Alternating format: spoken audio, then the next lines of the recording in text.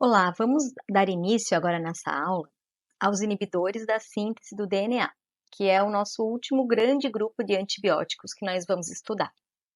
Então, ao todo, né, só para a gente recapitular, nós tivemos uma aula mais geral, né, com os aspectos gerais dos antimicrobianos.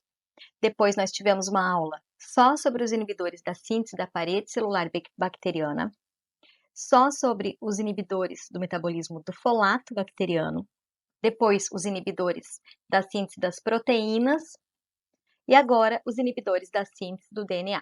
Então vamos lá. E eu vou começar falando do histórico, principais fármacos, mecanismo de ação e espectro de ação. E vou lembrar você novamente que quando a gente fala de mecanismo de ação, espectro de ação, a gente está se referindo à eficácia. A eficácia é um dos critérios do método do raciocínio terapêutico avançado. E para a gente poder falar de mecanismo de ação, o que nos remete, né, à farmacodinâmica? Quando a gente fala de farmacocinética, a gente está se referindo a informações mais relacionadas à prescrição, como a escolha da via de administração, da forma farmacêutica, características de absorção, biodisponibilidade, distribuição, né, que tem referência com a biodisponibilidade, metabolização e excreção. Então, esses processos da farmacocinética vão nos ajudar a pensar no melhor esquema posológico para prescrever. E isso está relacionado com um outro critério, que é o de aplicabilidade, correto?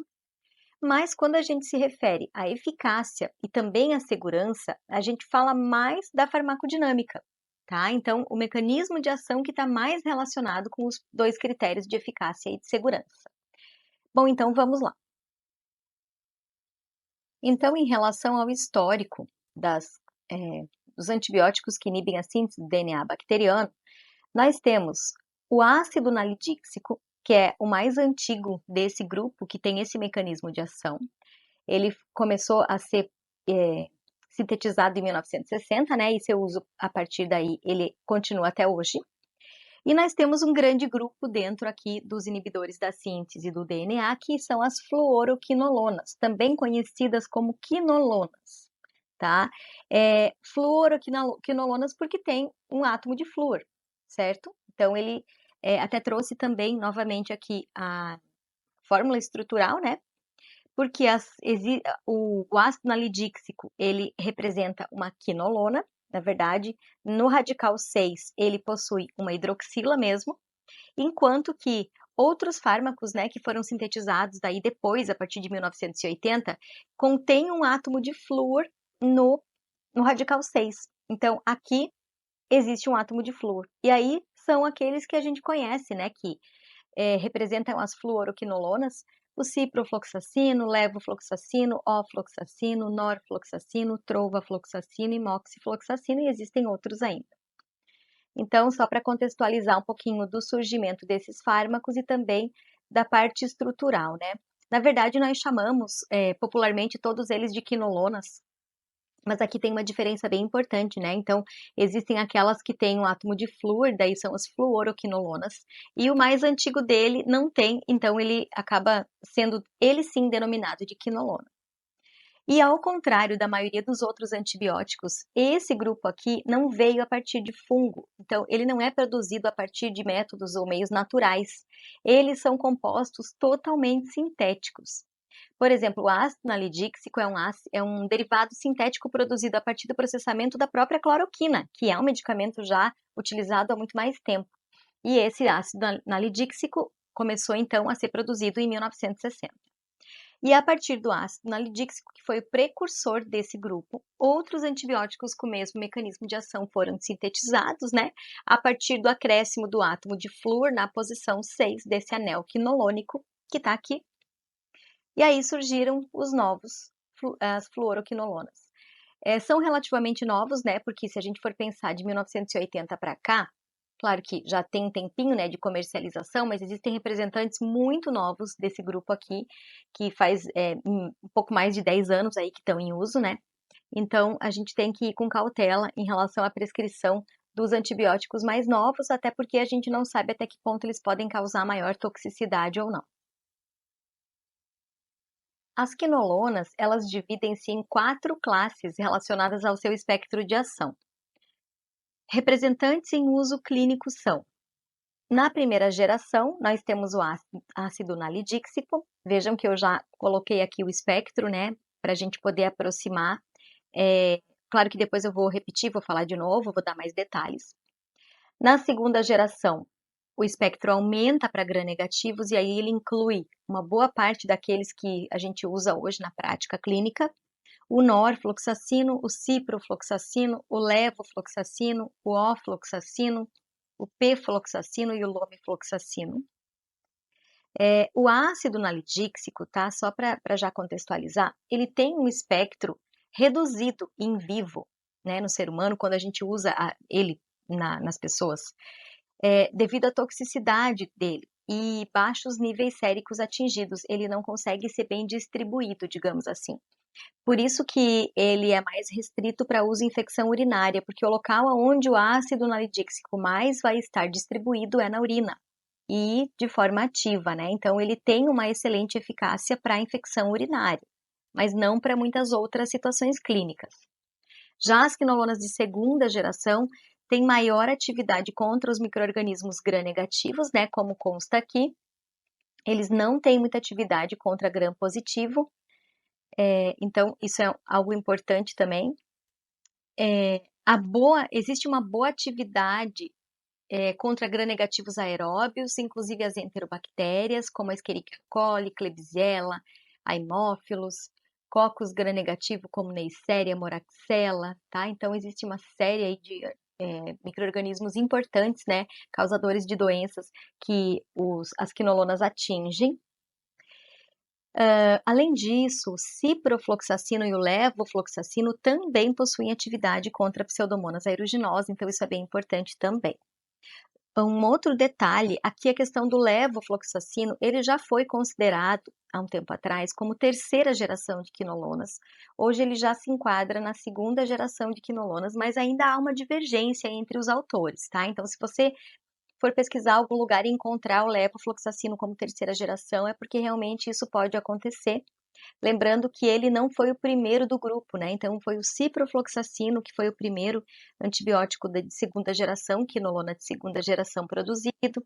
Depois o pfloxacino, o lome, o nor e por último o levofloxacino. Aqui nós temos a terceira geração de quinolonas.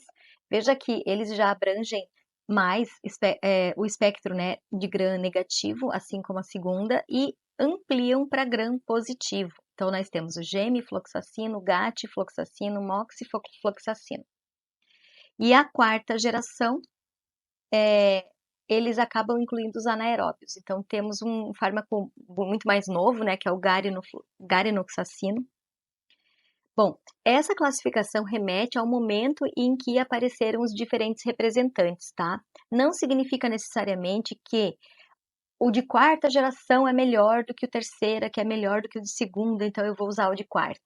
Não é isso, tá? Não significa melhoria microbiológica ou melhoria clínica.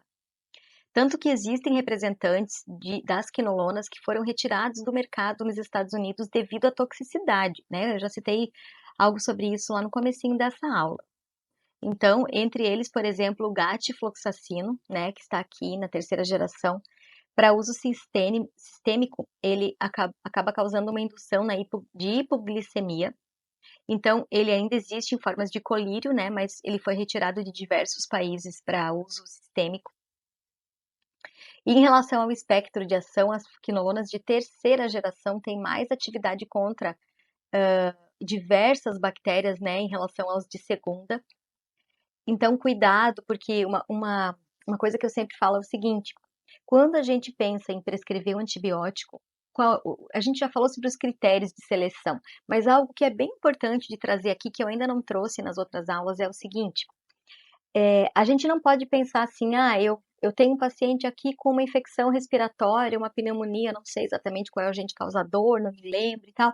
Vou prescrever uma levofloxacino, porque eu sei que a levofloxacino atinge diversos patógenos gram-negativos, ou melhor, vou prescrever uma quinolona de terceira geração, o moxifloxacino, gemifloxacino, porque aí ele vai abranger tanto gram-negativo quanto positivo, e aí eu vou ter mais chance de acertar o espectro e ter a melhora do paciente. Esse tipo de raciocínio não é um raciocínio correto quando a gente pensa em prescrever antibiótico, tá? Então, quando você for pensar em prescrever antibiótico, fazer o raciocínio clínico, você tem que pensar no seguinte: quanto mais fechado for o espectro para aquele agente patogênico causador da infecção, melhor. Mais você vai acertar e menos risco você vai colocar o paciente para mexer em outras bactérias do corpo dele, inclusive as da microbiota normal, certo? Então, eu sempre faço uma analogia assim, ó, é que nem a gente tem ali um passarinho, eu quero matar o passarinho, né? A gente antigamente usava estilingue para matar passarinho. É claro que hoje em dia a gente não faz mais isso, mas antigamente, na minha época de infância, existia isso. Eu não fazia isso, mas tinha muito primo, irmão que fazia. E aí, o estilingue é pequenininho, a pedra é pequenininha, você consegue, se você mirar bem, atingir o bicho, né? Tadinho do passarinho. Agora, isso eu faço quando eu tenho uma infecção, eu sei, mesmo que empiricamente, a prevalência do agente causador principal daquela infecção, e eu vou tratar com um antibiótico com um espectro muito fechado para aquele agente patogênico, para aquela bactéria. É igual a matar o passarinho com estilingue.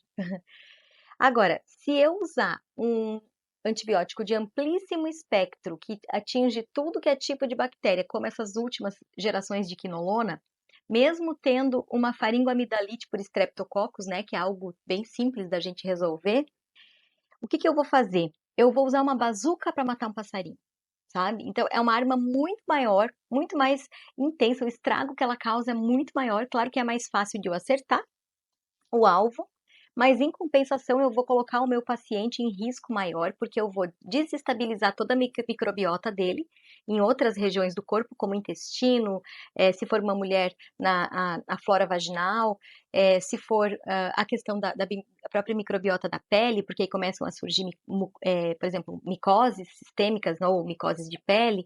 Então, eu vou estar causando outros prejuízos no paciente com um tratamento assim muito amplo, né? Quando eu não seleciono exatamente o antibiótico do espectro mais fechado para aquele agente causador, e isso pode ser pior. Então, posso causar mais risco do que benefício para o paciente, tá? Então, a ideia na prescrição de antibióticos é essa. Então, evitar o uso das últimas gerações de qualquer um dos grupos que vocês viram até agora. Por quê? Porque geralmente as terceiras e quartas gerações, que são, na verdade, aqueles fármacos que vieram mais tarde, né? Que são aqueles fármacos que são mais novos, digamos assim, e que têm um espectro muito mais amplo do que os mais antigos, eu limito eles, o ideal é que você limite eles para prescrições realmente em que há necessidade, ou em uso hospitalar, ou o paciente está com algo muito grave, né, uma infecção muito grave e precisa realmente de um antibiótico mais forte, mas se não, não. Senão a gente deve primar